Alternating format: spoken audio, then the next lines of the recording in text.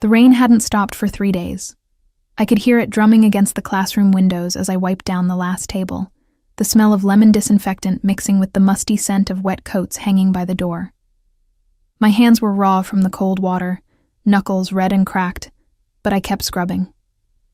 Mrs. Henderson paid me cash at the end of each week for cleaning the preschool after hours, and I couldn't afford to lose this job. Not when Lily's new shoes had worn through last month. Not when the landlord had already given me an extension I didn't deserve. "Mama." Lily's voice echoed from the reading corner, high and bright, cutting through the monotony of my thoughts. She was supposed to be coloring quietly while I finished, but I could see her small silhouette against the darkening window, pressing her nose to the glass. "What is it, baby?" I called back, wringing out the cloth into the bucket. The water had turned a murky gray. "There's a big black car outside. It's shiny." My stomach tightened reflexively. An old instinct I thought I'd buried 2 years ago. I forced myself to breathe slowly, evenly. It meant nothing. This was a nice neighborhood, nicer than where we lived, certainly. Rich parents drove expensive cars. That's all it was. "Come away from the window, sweetheart. We need to leave soon." I dried my hands on my jeans, worn thin at the knees, and began gathering our things. Lily's backpack with the fraying straps, my canvas tote bag that had seen better days, the keys to our apartment, held together with a rubber band because the keychain had broken months ago. Everything I owned could fit in 2 suitcases. I'd learned to travel light. The preschool sat on the edge of Riverside Heights, where old money met new development. Trees lined the streets here, their branches heavy with spring rain, and the houses had actual yards with gardens. Sometimes, when I locked up late like this, I'd let myself imagine what it would be like to belong here, to have Lily grow up somewhere safe, somewhere beautiful. But imagination didn't pay rent. I shouldered my bag and reached for Lily's hand. Her fingers were sticky with glue from her art project, a Mother's Day card she'd been working on in secret, though she'd already shown me 3 times. Her hair, dark like mine but with curls she'd inherited from her father, was coming loose from its ponytail. Her father. I pushed the thought away like I always did. Lily didn't remember him. She'd been barely 6 months old when I left. When I ran. "Mama, the car is still there," Lily insisted as I ushered her toward the door. "Can we see it up close?" "No, baby. We need to catch our bus." The truth was, we'd already missed the 6:15. The next one wouldn't come for another 40 minutes, which meant standing at the corner in the rain, hoping Lily wouldn't catch cold again. But I'd learned to smile through it, to make games out of hardship. We'd count raindrops. We'd sing songs. We'd pretend we were explorers in a jungle, not a single mother and her daughter trying to get home before dark. I locked the preschool door behind us, testing it twice like I always did, and stepped out into the damp evening air. The rain had softened to a drizzle, more mist than downpour, and the streetlights were just beginning to flicker on. Their orange glow made everything look hazy, dreamlike. That's when I saw it. The car Lily had mentioned sat directly across the street, idling at the curb. She was right. It was big and black, something sleek and expensive that didn't belong in this quiet neighborhood after hours. The windows were tinted so dark I couldn't see inside, and exhaust curled from the tailpipe like smoke signals. My heart kicked against my ribs. "Stop it," I told myself firmly. "You're being paranoid. It's been 2 years. He doesn't know where you are. He doesn't care." But my hand tightened around Lily's anyway, and I started walking in the opposite direction, toward the bus stop 3 blocks away. The rain-slicked sidewalk reflected our shapes, distorted and wavering. "Mama, you're hurting my hand," Lily protested, tugging against my grip. "Sorry, baby." I loosened my fingers but didn't let go. "Let's walk fast, okay? We can race." She brightened at that, always ready for a game, and started skipping ahead. I kept my eyes forward, resisting the urge to look back. The bus stop was just around the corner. We'd be fine. Everything was fine, except I could hear it now, the low purr of an engine behind us, crawling along at walking pace. My pulse roared in my ears, louder than the rain, louder than reason. I told myself again that I was overreacting, that trauma did this, made you see threats where there were none. 2 years of looking over my shoulder, of changing our names, of dyeing my hair darker and cutting it short. 2 years of working 3 jobs under the table, of keeping Lily out of school pictures, of never staying anywhere too long, 2 years of running from a ghost. The car was definitely following us now. I could feel it like a predator stalking prey, patient and inevitable. "Mama?" Lily's voice had gone small. She could sense my fear even if she didn't understand it. "It's okay," I lied, pulling her closer. "Keep walking." We turned the corner, and I dared a glance back. The car had stopped at the intersection, headlights cutting through the mist. For one wild moment, I thought about running, about grabbing Lily, and sprinting until our lungs gave out. But where would we go? The bus stop offered no shelter. The shops along this street were already closed. We were alone out here. The car's back door opened. I stopped walking, my legs refusing to obey. Lily bumped into me, confused, clutching my jacket. Through the rain and the failing light, I watched a figure emerge from the vehicle. Tall, broad-shouldered, moving with the kind of confidence that only came from never having been afraid of anything.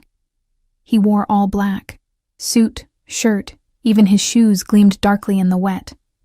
But it was the way he stood that made my breath catch, absolutely still, like a wolf that had just spotted a rabbit. One hand rested casually at his side, the other held something I couldn't quite make out. Then he stepped forward into the streetlight, and the world tilted beneath my feet. I knew that face. I'd memorized every angle of it once, traced it with my fingers in the dark, whispered prayers against it that were never answered. Sharp jawline shadowed with stubble, dark eyes that missed nothing, hair pushed back from his forehead, slightly damp from the rain. He looked exactly the same. No, not the same. Harder somehow, more dangerous. Like whatever softness I'd once imagined in him had been carved away entirely. Alessandro, my ex-husband, the father of my child, the man I'd sworn I'd never see again. He started walking toward us, unhurried, and I noticed the second man now, broader, older, staying close to the car. Security. Of course he had security. Alessandro Marchesi never went anywhere without protection. That's what you did when you controlled half the city's underground, when your family name was synonymous with power and blood. "Mama?" Lily's voice cracked with fear. "Who is that?" I couldn't answer. My throat had closed completely, words dying before they could form. Alessandro was 20 feet away now, 15, close enough that I could see the rain catching in his hair. He wasn't looking at me. His gaze was fixed entirely on Lily, and something in his expression made my maternal instincts scream. I stepped in front of her, blocking his view with my body. "Stay away from us." My voice came out steadier than I felt, though my whole body was shaking.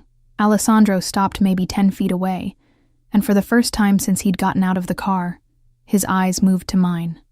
The impact was physical. I'd forgotten the intensity of his stare, the way it could strip away every defense and leave you feeling naked, exposed.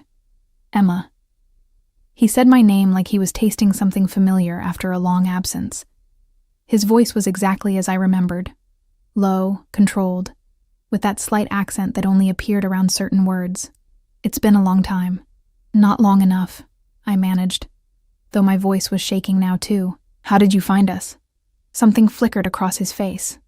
Disappointment, maybe, or anger. It was hard to tell with Alessandro. He'd always been impossible to read unless he wanted you to see what he was feeling. "Did you really think you could disappear?" He took another step closer, and I took one back, keeping Lily behind me. "That I wouldn't look for you? For her?" The emphasis on the last word sent ice through my veins. I'd known this moment might come someday. I'd prepared speeches in my head, practiced what I'd say if he ever found us, but now, faced with the reality of him, the solid, undeniable presence of Alessandro Marchesi in the flesh, every word evaporated. "You have no right," I said instead, my hands curling into fists. "We have a custody agreement. You signed the divorce papers. You agreed to stay away. I signed a lot of things I regret." His gaze dropped briefly to Lily, who was peeking around my legs now, curious despite her fear. When he looked at her, his expression softened in a way I'd never seen before. Hunger mixed with something that might have been longing. "She's beautiful. Don't." The word came out sharp, protective. "Don't look at her like that. Don't talk about her. You don't know anything about her."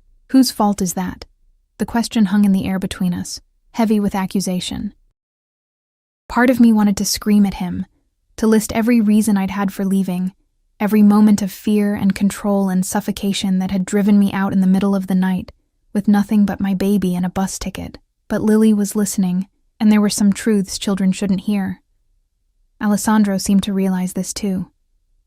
His jaw tightened, and he looked past me again, studying our daughter with an intensity that made my skin prickle. I could almost see him cataloging details. Her dark curls, her wide brown eyes, the way she was gripping my jacket with both hands now. "What's your name?"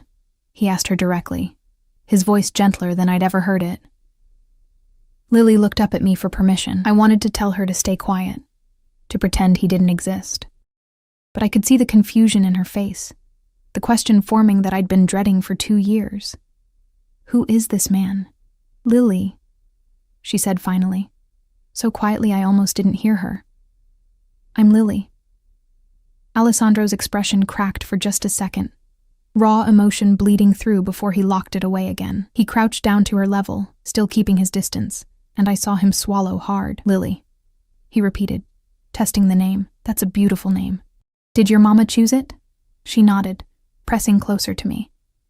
"She has good taste." His eyes lifted to mine again, and this time there was no mistaking what I saw there. Possession, barely restrained. "We need to talk, Emma. Alone." "No." The refusal was automatic, final. "There's nothing to talk about. The divorce is finalized. You need to leave us alone. I don't think you understand your situation." Alessandro rose to his full height, and just like that, the dangerous man was back, the brief glimpse of vulnerability gone. "You took my daughter and disappeared without a trace. Do you have any idea what I could do with that information? How many laws you've broken?" My heart hammered against my ribs. "You wouldn't I?" He tilted his head, studying me like I was a puzzle he was solving. "I've spent 2 years looking for you, Emma. 2 years hiring investigators, calling in favors, turning over every stone in this city. Do you know what that kind of obsession does to a man?" The word obsession sent chills down my spine. I remembered that look in his eyes toward the end of our marriage, the way he'd monitor my phone, question every absence, demand to know where I was at every moment. It had started as protectiveness, or so I'd told myself. By the end, it had been a cage with no key.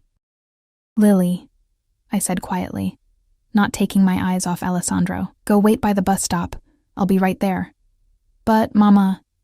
"Now, baby. Please." She hesitated, clearly torn between obedience and fear. Finally, she released my jacket and scurried past us, throwing one worried look back before rounding the corner. I waited until I couldn't hear her footsteps anymore before I spoke. "Listen to me carefully," I said, keeping my voice low and controlled. "I left for a reason. A lot of reasons. And nothing has changed. I don't care how much money you have, or how many people you threaten. Lily is my daughter, and I will do whatever it takes to keep her safe." "Safe?" Alessandro's laugh was bitter. "You think living in poverty, moving from place to place, working yourself to exhaustion, you think that's keeping her safe? I saw where you live, Emma. That apartment building is a safety hazard. The neighborhood is dangerous, and you're so busy working 3 jobs that you barely see her." Heat flooded my face, shame mixing with anger. "You've been watching us." "Of course I've been watching you." He moved closer, and this time I didn't back away. We were inches apart now, close enough that I could smell his cologne, something dark and expensive that brought back memories I'd tried to forget. "Did you think I'd just let you go, that I'd move on and forget about you?" "I hoped you would. Then you hoped wrong."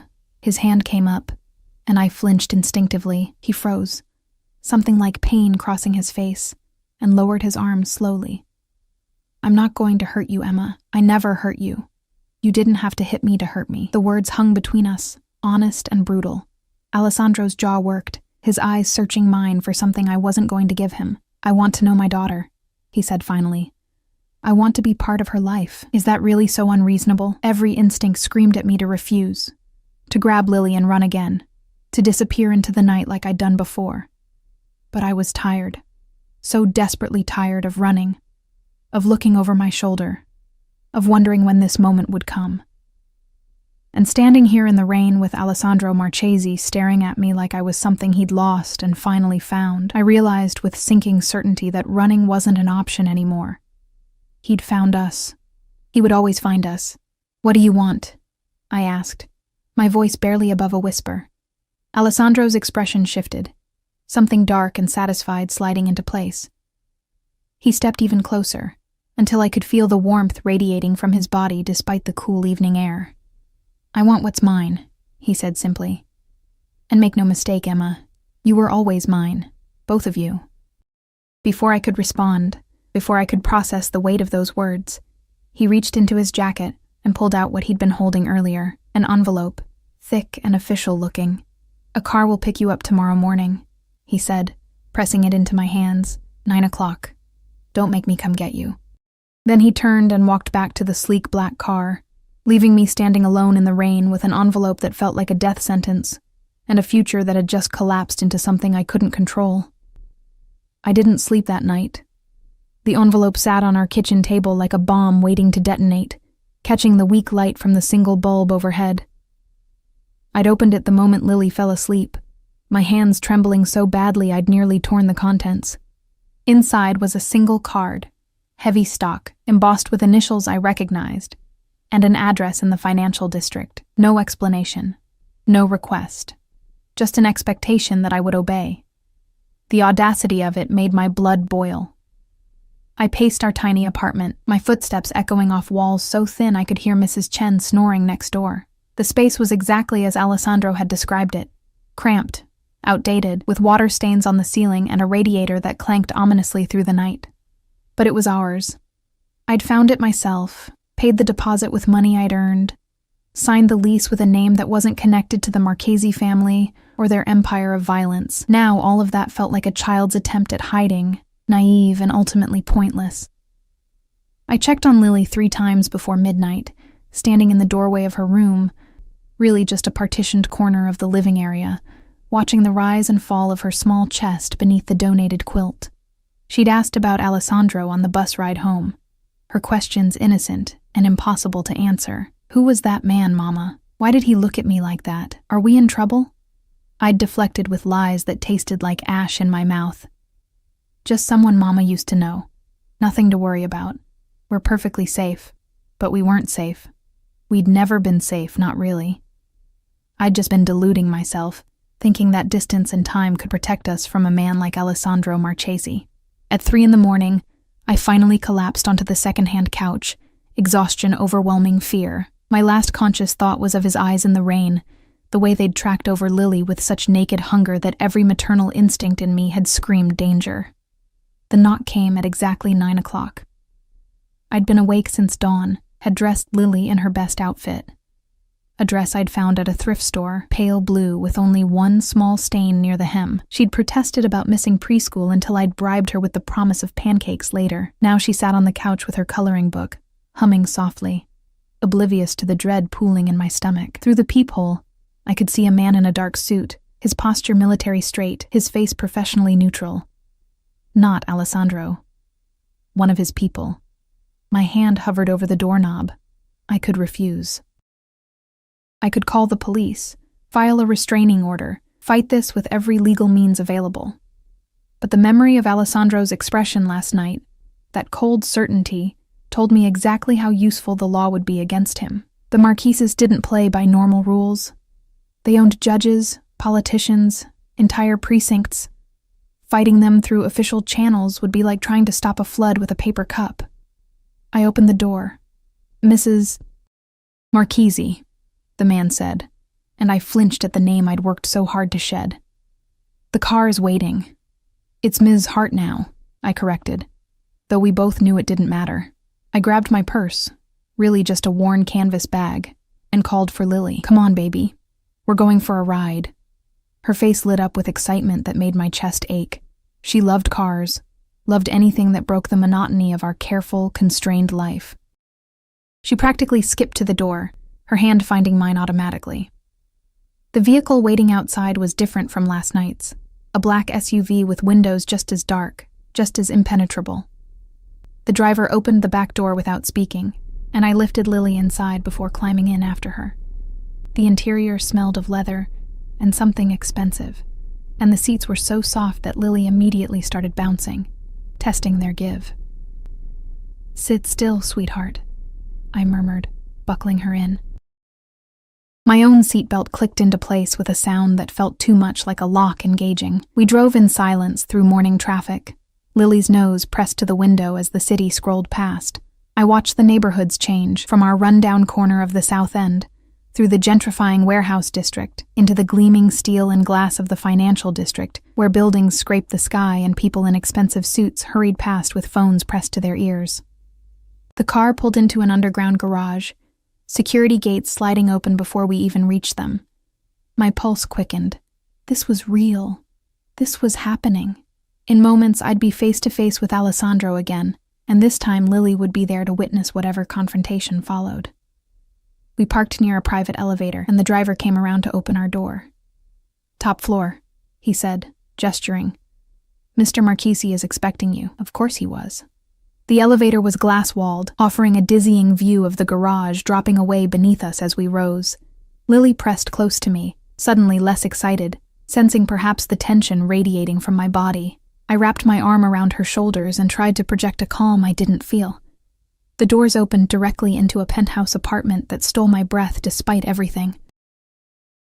Floor-to-ceiling windows overlooked the entire city, the morning sun turning the skyline into something from a postcard.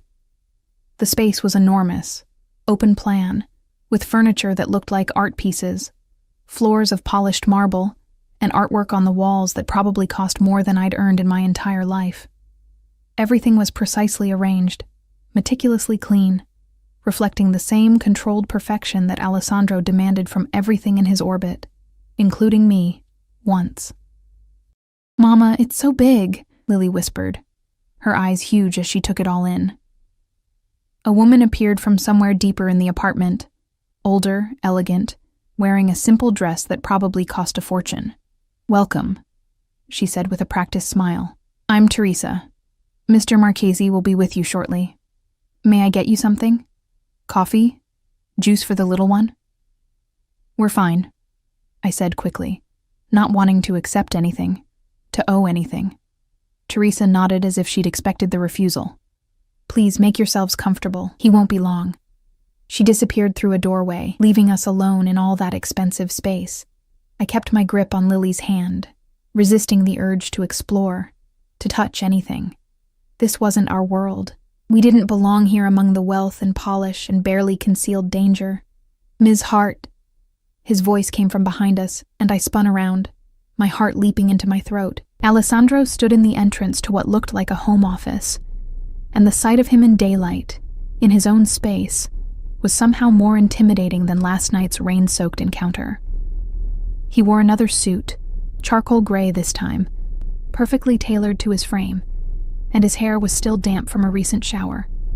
He looked powerful, untouchable, and when his gaze landed on Lily, his entire expression transformed into something softer, hungrier. "Thank you for coming," he said, though we both knew I hadn't had a choice. Lily pressed against my leg, suddenly shy. I could feel her trembling slightly, picking up on undercurrents she was too young to understand, but old enough to sense. Alessandro seemed to notice. He crouched down, the same movement from last night, bringing himself to her eye level. "Lily, right? Your mama told me your name." She nodded mutely, her fingers twisting in my jeans.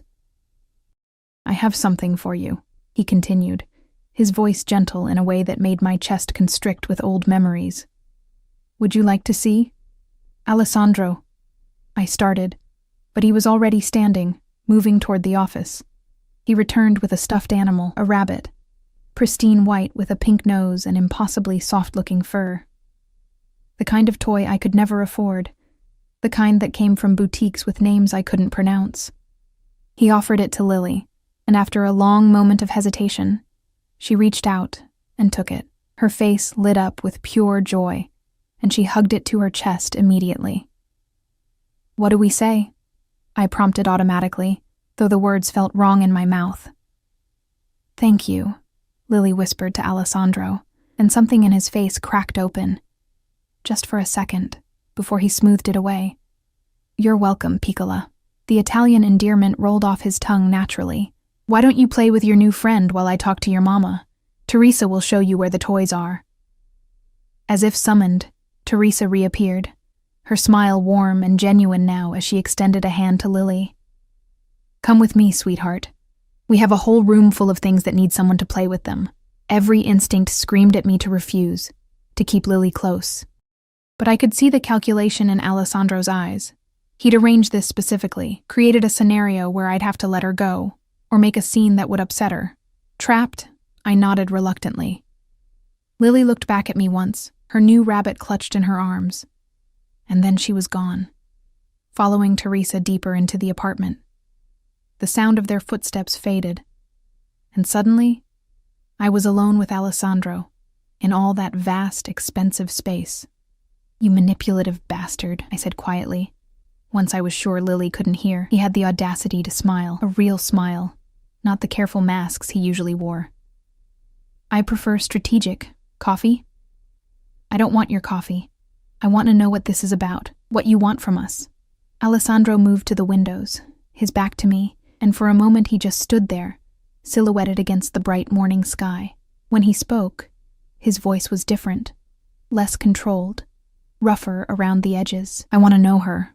I want her to know me." He turned, and the intensity in his eyes made me take an involuntary step back. "She's my daughter, Emma, my blood. Do you have any idea what it's been like, knowing she existed somewhere and I couldn't find her? Couldn't protect her?" "Protect her?" The laugh that escaped me was bitter. "From what?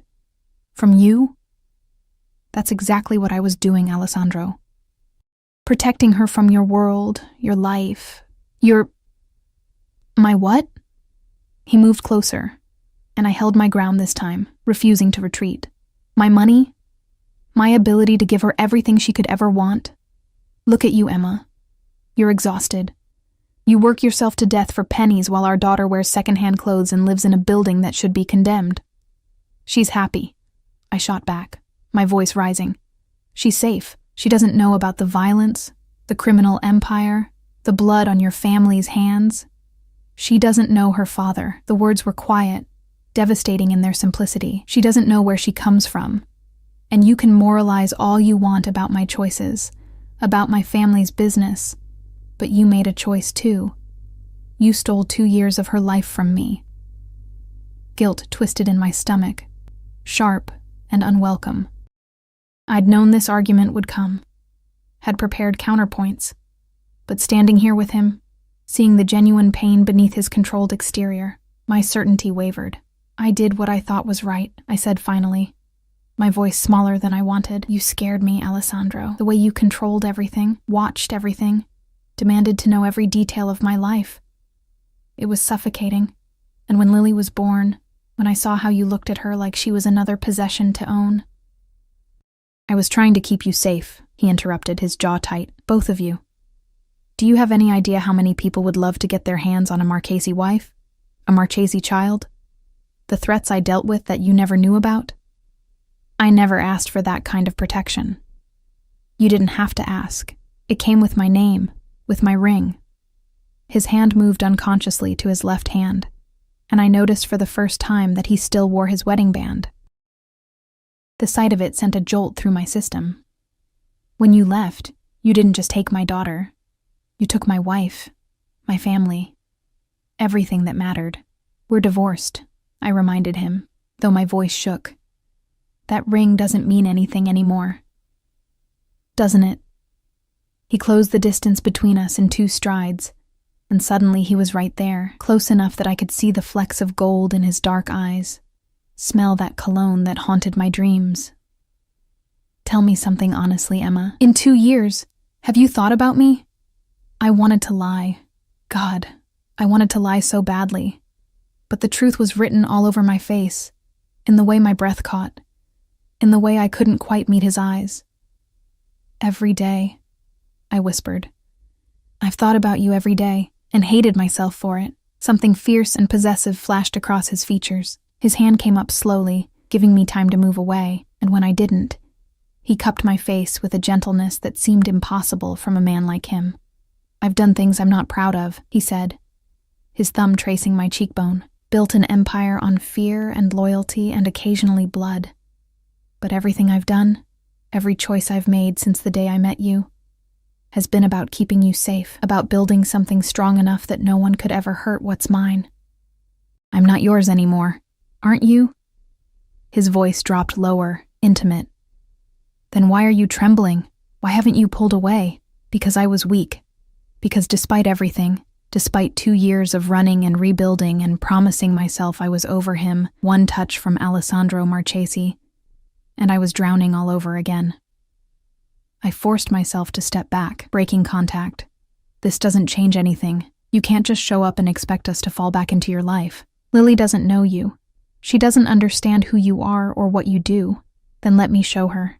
His hand dropped to his side, but his eyes never left mine. "Let me be part of her life. Let me give you both the security, the comfort, the protection you deserve. In exchange for what?" I crossed my arms, trying to hold myself together. "What's the price, Alessandro? Because I know you. There's always a price." He smiled, but it wasn't a nice smile. It was the smile of a predator who'd just cornered its prey. "Move back in," he said simply. "You and Lily, into this apartment. Under my protection. Let me be a father to her. Let me be a husband to you again." The floor seemed to tilt beneath my feet. "You can't be serious." "I've never been more serious about anything in my life." He moved to a side table, picked up a folder I hadn't noticed before, and held it out to me. "These are the custody papers my lawyers drew up. If you refuse, I'll file for joint custody through the courts. And Emma, with my resources, my connections, I'll win. You'll lose at least half your time with her, maybe more given your current living situation." My hands shook as I took the folder, opened it. The legal language swam before my eyes, but certain phrases stood out. Primary custody, supervised visitation, unfit living conditions. "This is blackmail," I breathed. "This is reality." He watched me process it, his expression unreadable. "You can fight me and lose Lily anyway. Spend whatever time you have left with her in courtrooms and custody battles. Or you can be smart. Move in here. Let me provide for both of you, and we'll figure out the rest as we go." "Figure out what?" I looked up at him, my vision blurring with angry tears. "How to pretend we're a family. How to explain to Lily why her mother is trapped in a penthouse with a man she's terrified of. Are you?" He moved closer again, and this time I did back up, my spine hitting the window. "Terrified of me?" "Yes." "No." I didn't know anymore. What I felt looking at Alessandro was too complicated, too tangled up in memory and desire and self-preservation to name properly. "What I'm terrified of," I said carefully, "is losing myself again, losing who I've become in the last 2 years. I don't want to change you." His hand came to rest on the window beside my head, caging me in without actually touching me. "I just want you home, where you belong, where you're safe." "Safe," I repeated, the word bitter on my tongue. "Is that what you call this? Forcing me into a decision where all my options lead back to you?" "I call it doing whatever it takes to keep my family together." And there it was, the core truth of Alessandro Marchesi. He didn't see manipulation, didn't recognize the prison he was building around us. In his mind, this was love. This was protection. This was him being generous, giving me a choice instead of simply taking what he wanted. The truly terrifying part was how much a small, twisted piece of me wanted to give in. Laughter drifted from somewhere deeper in the apartment. Lily's laughter, bright and carefree. The sound of my daughter happy in a way she so rarely was in our cramped, threadbare life. The sound of possibility, of comfort, of all the things I couldn't give her no matter how hard I worked. Alessandro heard it too. His eyes softened, tracking toward the sound. "She deserves better than what you can provide alone," he said quietly. "You both do. Why is it so hard to accept help?" "Because help implies choice," I shot back. "This is coercion. Call it whatever you want." He finally stepped back, giving me space to breathe. "But you have until tomorrow to decide. Either you and Lily move in here willingly, or I file the custody papers and we let the courts decide. Your choice, Emma. That's not a choice. It's the only one you're going to get." I didn't go home. Instead, I I asked Teresa to call us a taxi, ignoring Alessandro's pointed offer of his driver. Lily chattered the entire ride back to our apartment, clutching her new rabbit and describing in elaborate detail the room full of toys she'd discovered. A dollhouse taller than she was, books with actual golden edges, a rocking horse that looked like it belonged in a museum. And Teresa said I could come back anytime I wanted, she finished, her eyes shining. Can we, Mama? Can we go back? I made a non-committal sound, staring out the window as our neighborhood came into view. The contrast was brutal. Broken streetlights, graffiti on the walls, a group of men smoking on a corner who tracked our taxi with predatory interest. This was the reality Alessandro wanted me to see. The reason his ultimatum felt less like a threat and more like an inevitability. Inside our apartment, the walls seemed to close in tighter than before. I sent Lily to wash her hands and then stood in the middle of our tiny living space, the custody papers burning a hole in my bag. 24 hours to decide. 24 hours to choose between the devil I knew and the poverty that was slowly grinding me down. My phone buzzed. An unknown number, but I knew who it was before I even looked. Think about what's best for her, not your pride. I wanted to throw the phone across the room. Instead, I turned it off and shoved it in a drawer. The rest of the day passed in a haze of normalcy that felt surreal. I took Lily to the park, the small, sad one 3 blocks away with broken swings and cigarette butts in the sandbox. I made us dinner from whatever was left in the pantry, pasta with butter and the last can of sauce. I read her stories before bed, my voice steady even as my mind raced with impossible calculations. After she fell asleep, I pulled out the custody papers again and actually read them this time. Alessandro's lawyers were good, terrifyingly good. They'd documented everything. My irregular employment history, our transient lifestyle, the string of temporary addresses. They'd included photographs of our current building, highlighting code violations I hadn't even noticed. They'd even obtained Lily's medical records, pointing out missed checkups and vaccinations that had slipped through the cracks when we were moving so frequently. On paper, I looked exactly like what I was. A struggling single mother barely keeping her head above water. The alternative they presented was equally stark. Alessandro's penthouse with round-the-clock security, private health care, access to the best schools in the city. A trust fund already established in Lily's name. A future of comfort and opportunity that I could never provide alone. They'd even included character references for Alessandro, business associates, community leaders, people who painted him as a devoted family man, a philanthropist, a pillar of the community. No mention of the Marchesi family business, of course. No mention of the violence that funded his empire. But judges didn't care about rumors and whispers. They cared about what could be proven, what was documented. And on paper, Alessandro Marchesi looked like the perfect father. I must have fallen asleep at the table because I woke to Lily shaking my shoulder, her face concerned in the early morning light. "Mama, you slept in your clothes," she said, and I could hear the worry in her voice. "Are you sick?" "No, baby." I pulled her into my lap, breathing in the baby shampoo scent of her hair. "Just tired. How about we skip preschool today and do something fun?" Her face lit up, and guilt twisted in my chest. She was so easy to please, so ready to find joy in the smallest things. She deserved better than this constant state of barely managing. We spent the morning at the library, free entertainment, free heating, free escape from the choice looming over me. Lily picked out a stack of picture books while I pretended to read, my eyes scanning the same page over and over without comprehension. My deadline was approaching. In hours, Alessandro would expect an answer. Around noon, my phone buzzed again. I'd turned it back on out of habit, and now I regretted it. Another message from the unknown number. "The car will arrive at 6 p.m. Be ready, both of you. No question mark. No, please." Just the absolute certainty that I would comply. My hands curled into fists around the phone. Every fiber of my being wanted to refuse, to take Lily and run again, to disappear into another city under another name. But I was so tired of running, and more than that, I was terrified that this time, he wouldn't just find us. This time, he'd make good on his threat and take Lily from me entirely. "Mama?" Lily tugged at my sleeve. "You're making your worried face again." I forced a smile. smoothing her hair back. Just thinking, sweetheart. Hey, how would you feel about staying somewhere new for a little while? Her eyes widened. Like a vacation? Something like that. The lie tasted bitter, but what else could I say? That we were moving into her father's penthouse because I had no other choice. That the man she'd met yesterday was going to become a permanent fixture in our lives whether I wanted it or not. Will we come back here? She asked, looking around the library's children's section with its worn carpet and donated books. I don't know yet, baby.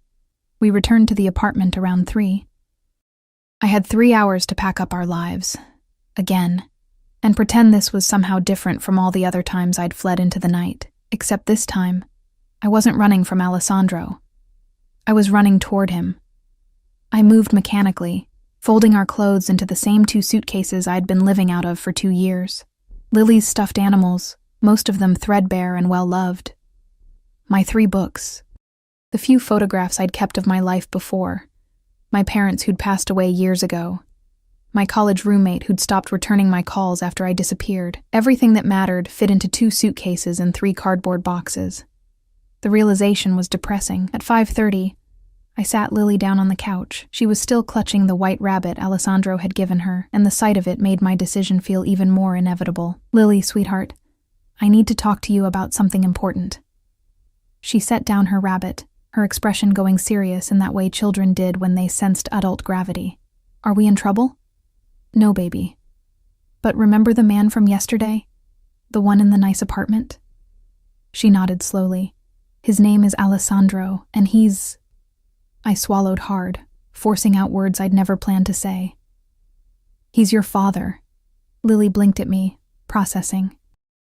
I could see the wheels turning in her young mind, trying to reconcile this information with the story she'd been told her entire life. That her daddy had gone away before she was born. That it was just the 2 of us against the world. My daddy? She repeated, testing the word. Like Emily's daddy who picks her up from school?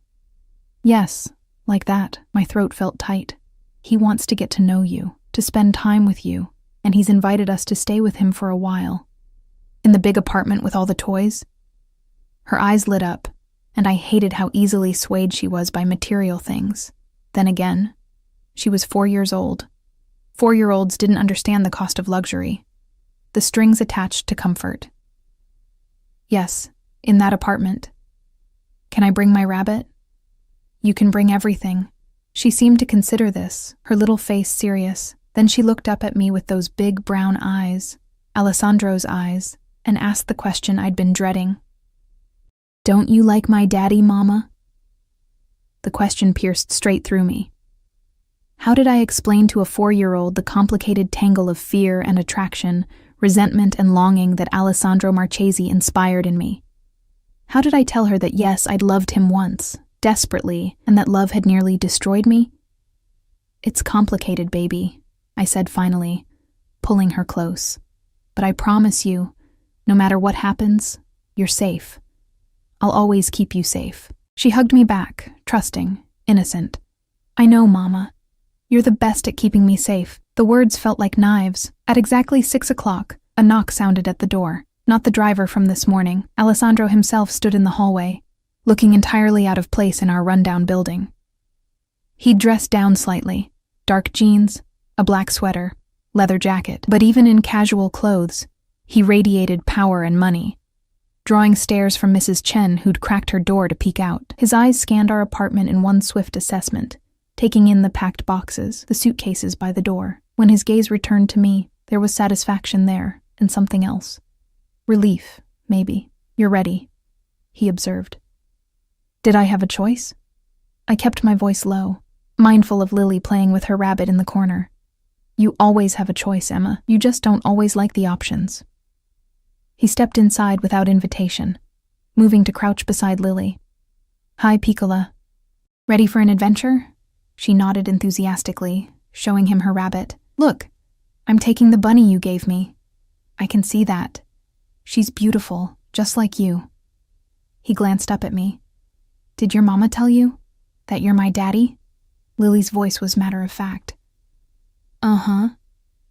Are you going to read me stories at night like Mama does? Something crossed Alessandro's face.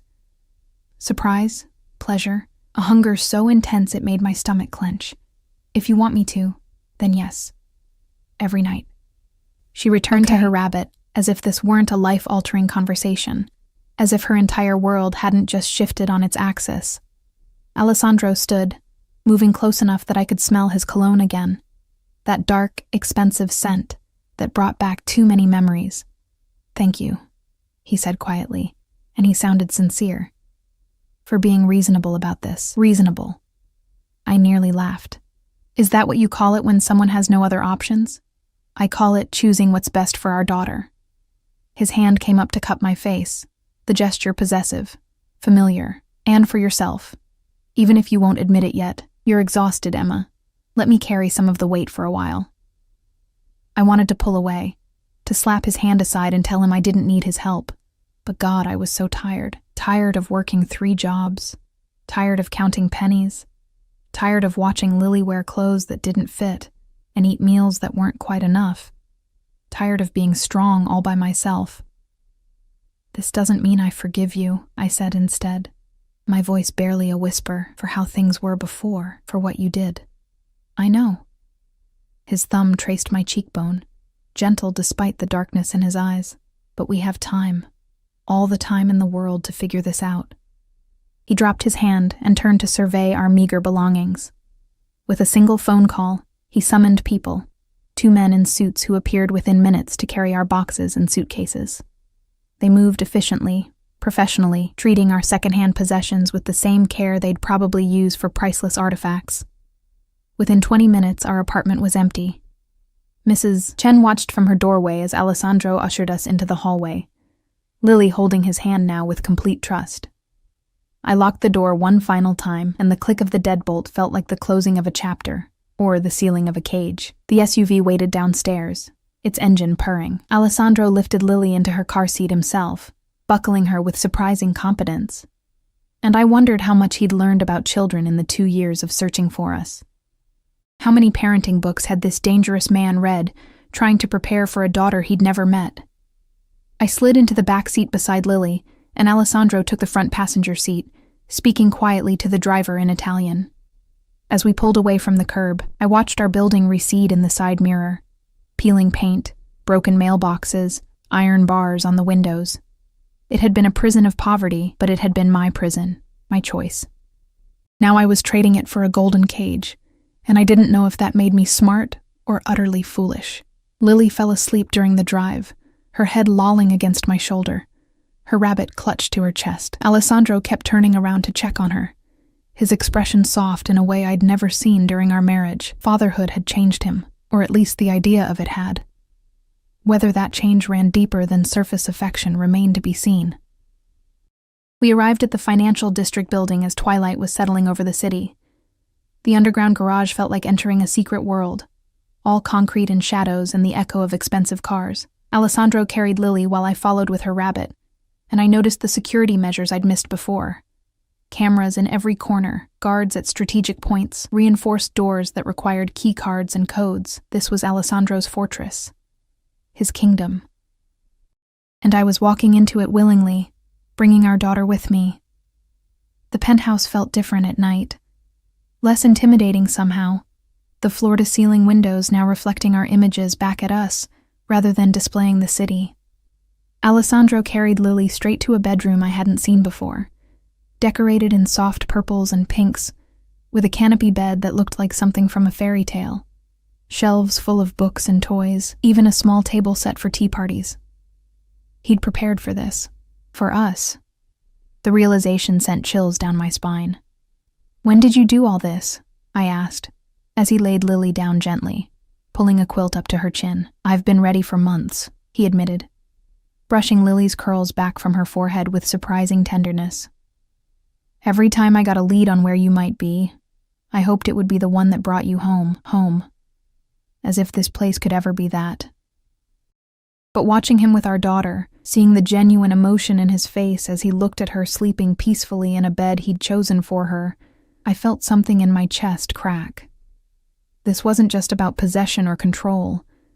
Alessandro genuinely wanted to be a father, wanted to know Lily, to be part of her life. Maybe that made everything more dangerous, not less. He kissed Lily's forehead, a gesture so tender it made my throat tight, and then gestured for me to follow him out.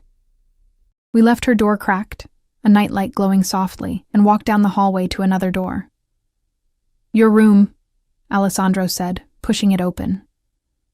The space beyond was enormous, a master suite with its own sitting area, an ensuite bathroom I could see through an open door, and a bed that could fit 4 people comfortably. My boxes and suitcases sat neatly at the foot of it, looking pathetic and small in all that luxury. "Where's your room?"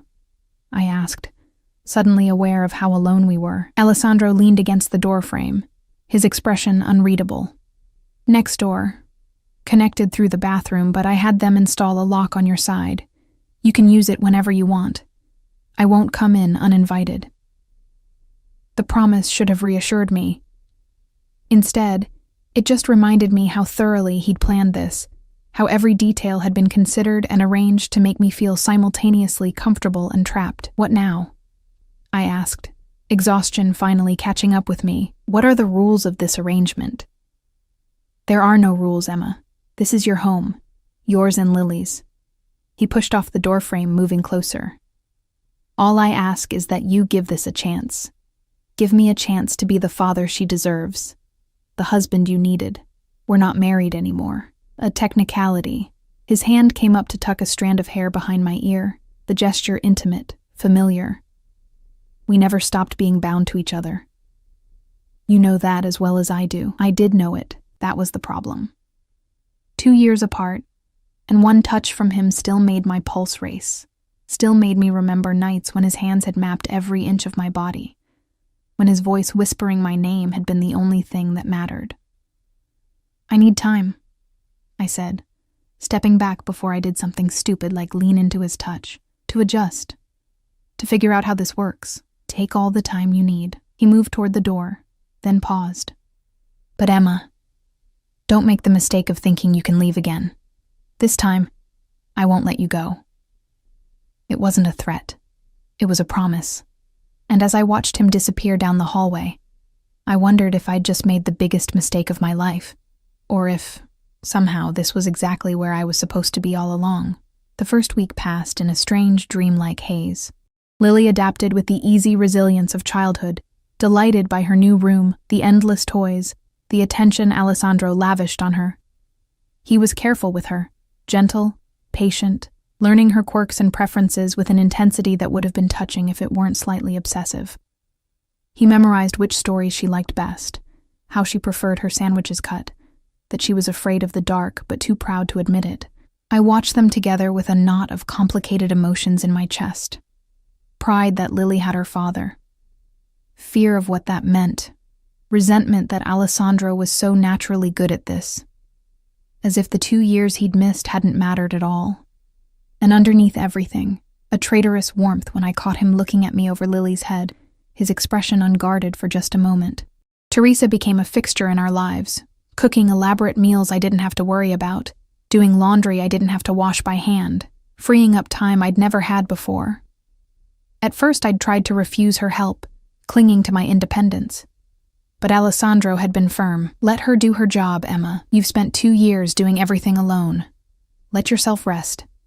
So I did. And I hated how good it felt. The penthouse had become less intimidating as I learned its rhythms. Alessandro left early most mornings, returning for dinner without fail. He never discussed his business in front of Lily. Never took calls during meals, never let his other life intrude on the carefully constructed domesticity he was building. But I saw the signs anyway, the tension in his shoulders when his phone buzzed with certain messages, the hushed conversations in Italian with men who appeared at odd hours, the way his security detail doubled whenever we left the building, which wasn't often. One night, after Lily was asleep, I found Alessandro in his office. The door was open, an invitation I wasn't sure I should accept. He sat behind an enormous desk, reading glasses perched on his nose, papers spread before him. The glasses surprised me. I'd never seen him wear them before. "She asked about school today," I said from the doorway. Alessandro looked up, and even with the glasses, his gaze was sharp. "What did you tell her?" "That we'd talk about it." I stepped inside, my bare feet silent on the hardwood. I'd gotten comfortable here despite myself, wearing the silk pajamas Alessandro had bought without asking my size, knowing somehow that they'd fit perfectly. She needs structure, Alessandro. Friends her own age, normalcy. I've already enrolled her in St. Catherine's Academy. They have an opening in their pre-kindergarten program. He removed his glasses, setting them aside. Best security in the city, small class sizes, vetted teachers. You enrolled her without asking me? I knew you'd agree once you thought about it rationally. He stood, moving around the desk with that predatory grace I'd never gotten used to. She starts Monday. I've arranged for a driver to take you both, and there will be security. No, the word came out sharper than I intended. If you want her to have a normal childhood, you can't surround her with bodyguards. The other children will notice. She'll be marked as different. Alessandro's jaw tightened. She is different. She's my daughter. That makes her a target. To who? Your enemies? The people you've crossed in your business dealings? I crossed my arms, anger rising. Maybe if you weren't involved in, careful. His voice went cold, dangerous. You don't know anything about what I do or why I do it. You made sure of that when you left. I left because I couldn't breathe. The words burst out of me.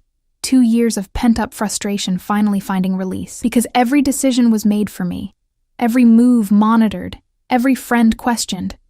You didn't have a wife, Alessandro. You had a possession. Something flickered in his eyes.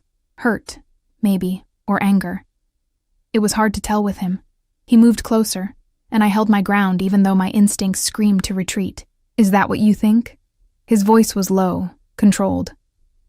That you were just a possession to me, weren't I? I challenged. Everything about our marriage was about control. What I wore, where I went, who I saw.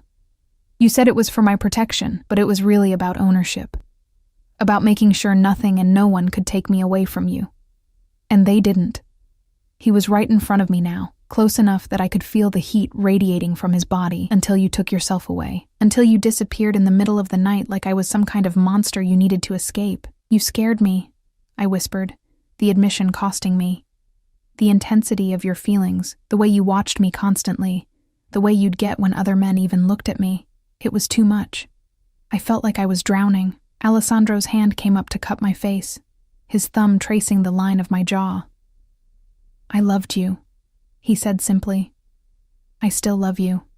And yes, maybe I held on too tight. Maybe I didn't know how to love someone without trying to protect them from everything, including themselves. But Emma, his voice dropped lower, more intimate. I never wanted to cage you. I wanted to keep you safe. Those can be the same thing. They don't have to be. His other hand found my waist, and I knew I should step back, should maintain distance, should remember all the reasons I'd left. But my body betrayed me, leaning into his touch like a flower toward sunlight. Stay with me, Emma. Not because you have to, but because you want to. Let me prove I can be different, that we can be different. Alessandro. I started, but he cut me off with a kiss. It wasn't gentle. It was 2 years of longing and frustration, and desperate need compressed into a single moment of contact. His mouth claimed mine with a possessiveness that should have terrified me, but instead set every nerve ending on fire. My hands found his chest, and I couldn't tell if I was pushing him away or pulling him closer. He broke the kiss first, breathing hard, his forehead resting against mine. Tell me you don't feel this, he demanded. Tell me you don't still want me and I'll back off.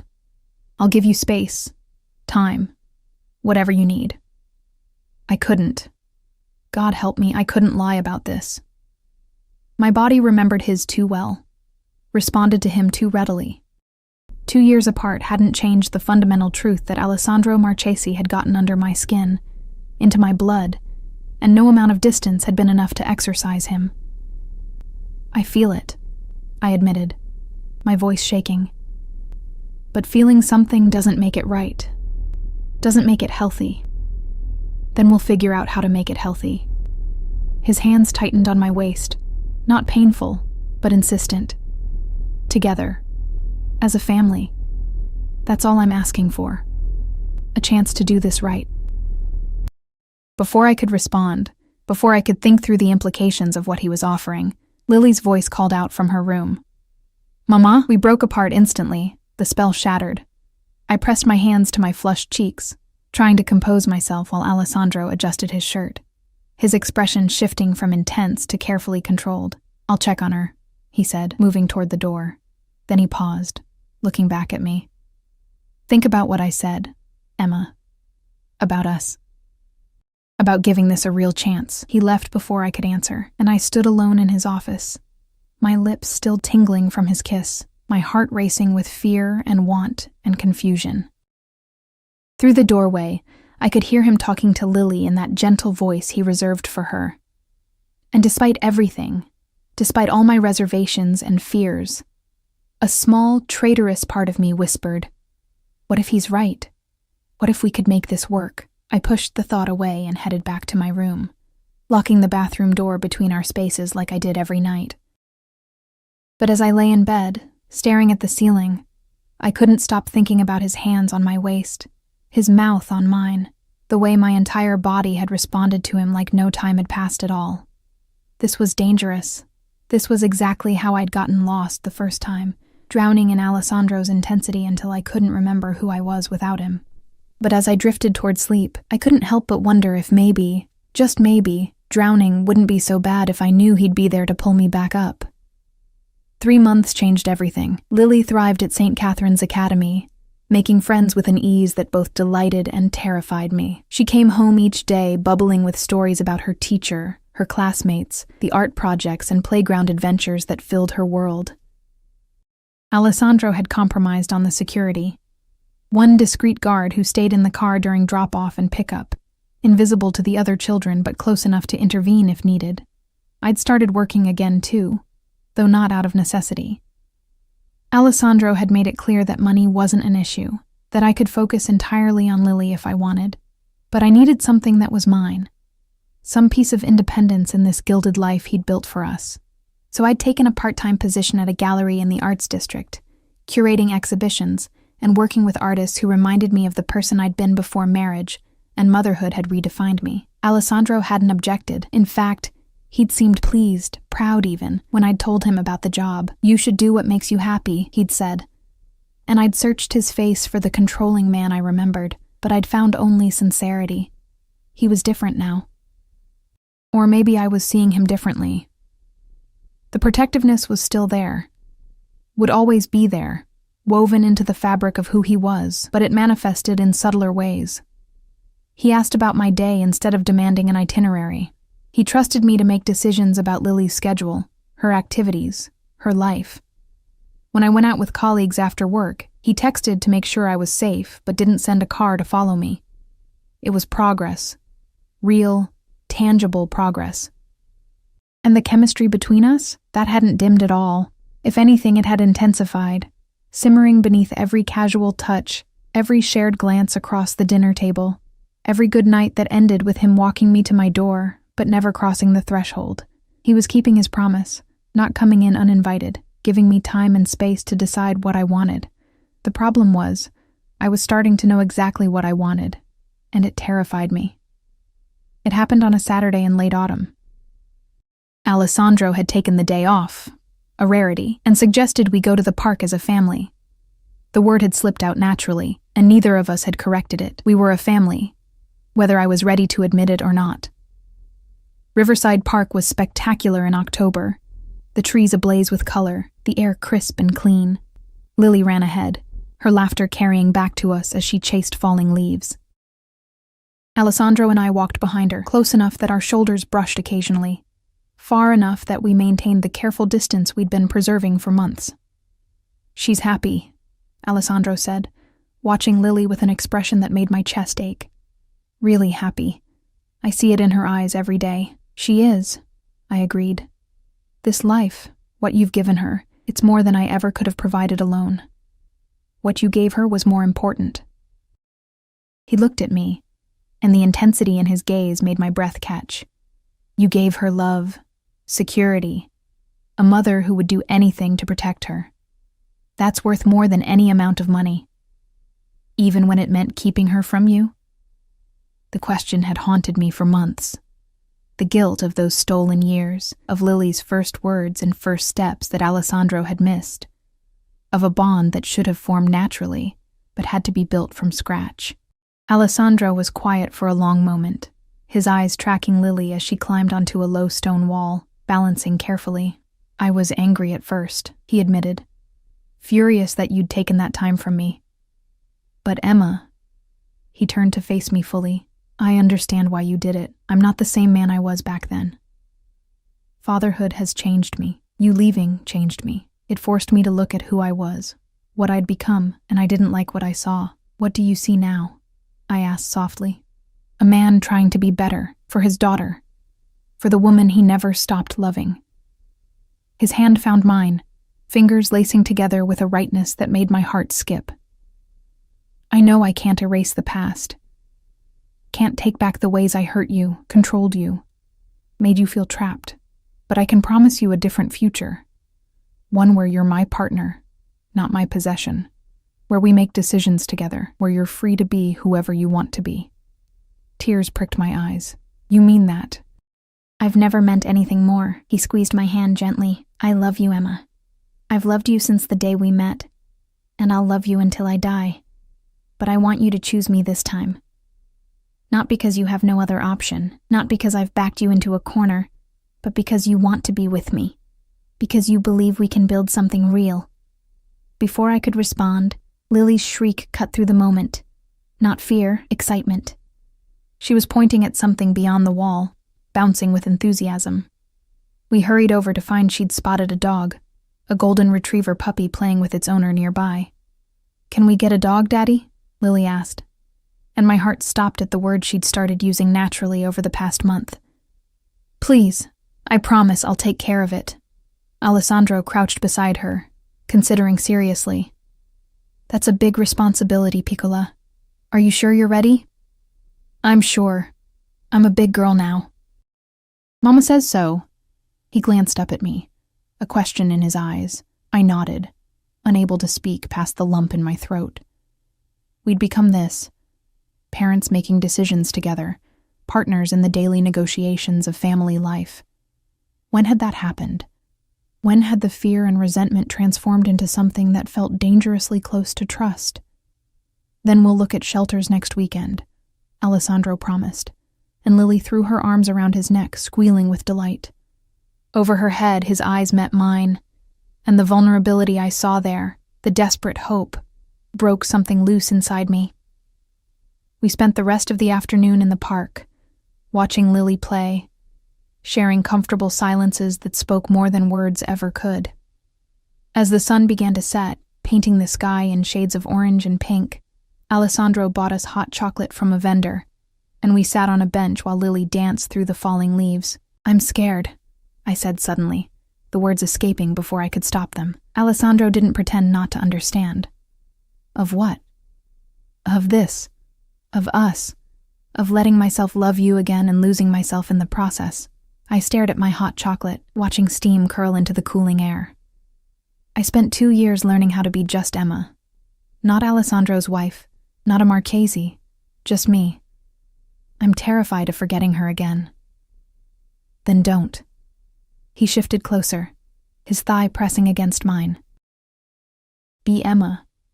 Be exactly who you are." I fell in love with that woman, the one with paint on her hands from the gallery, the one who makes up silly songs for Lily at bedtime, the one who argues with me when she thinks I'm wrong. That's who I want, not some perfect, submissive version of you that only existed in my controlling fantasies. What if we can't make it work? What if we fall back into old patterns? Then we'll course correct, together. He took my hand again, and this time I didn't pull away. "Emma, I'm not asking for perfection. I'm asking for a chance. That's all. Just a chance to prove that we can be different, that what we have is worth fighting for." I looked at him, really looked at him, at the man who'd searched for 2 years, who'd learned patience and compromise, who read bedtime stories with silly voices and had memorized our daughter's favorite songs. At the darkness that would always be part of him, the dangerous edge that came from the life he led, but also at the genuine love and devotion that shone through despite it all. "I want that too," I whispered. "God help me. I want to try."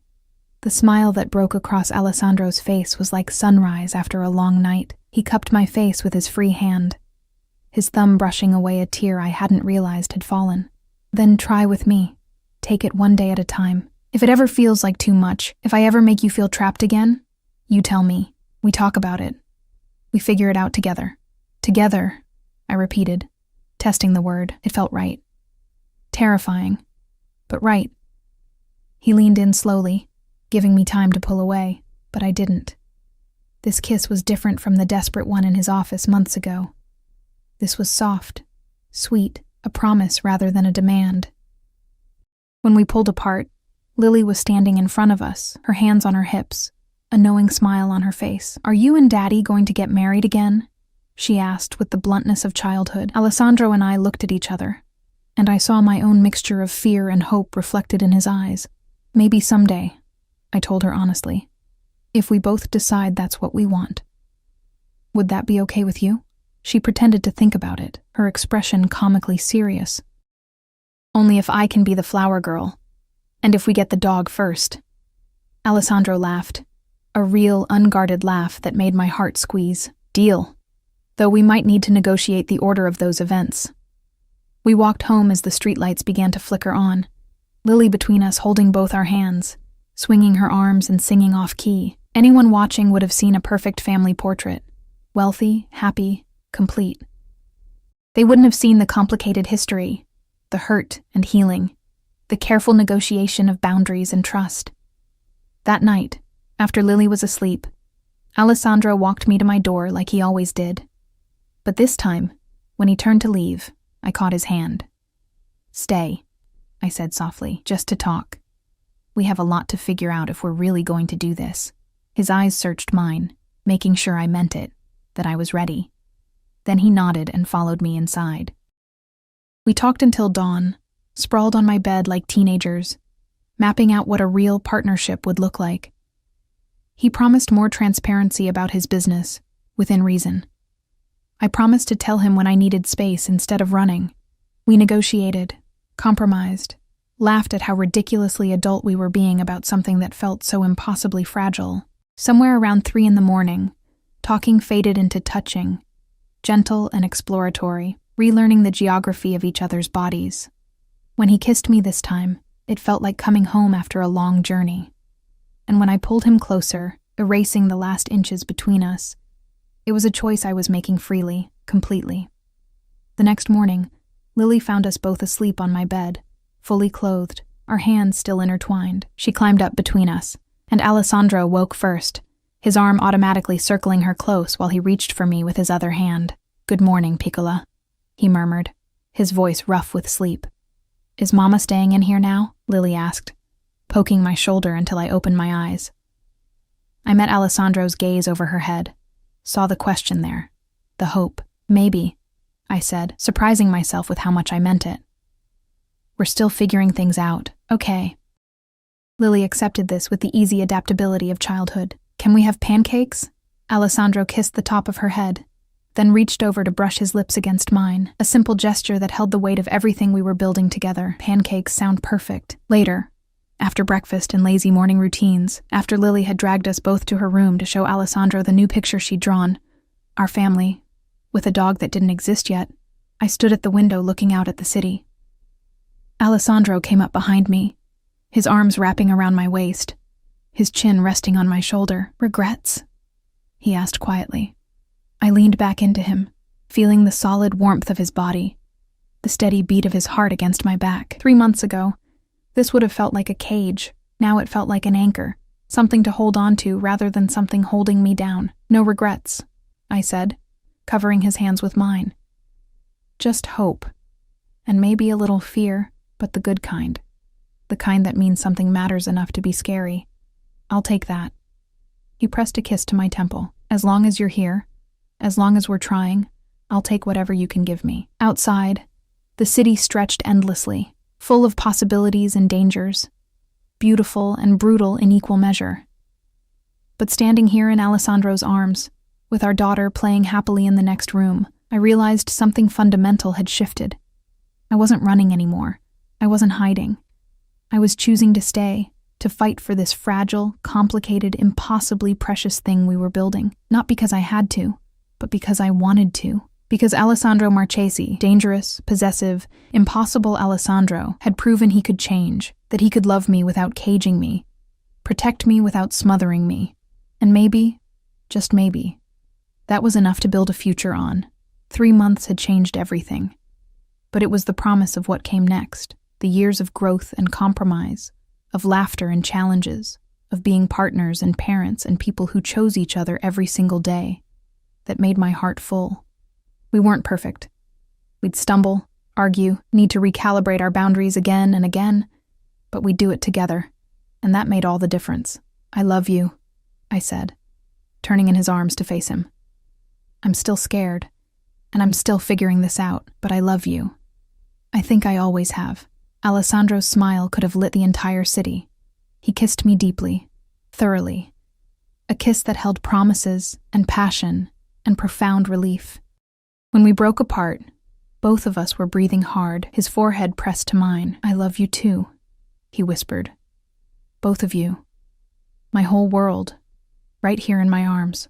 And standing there in the morning light, with Lily's laughter echoing from her room and the future stretching before us, uncertain but hopeful, I finally let myself believe it.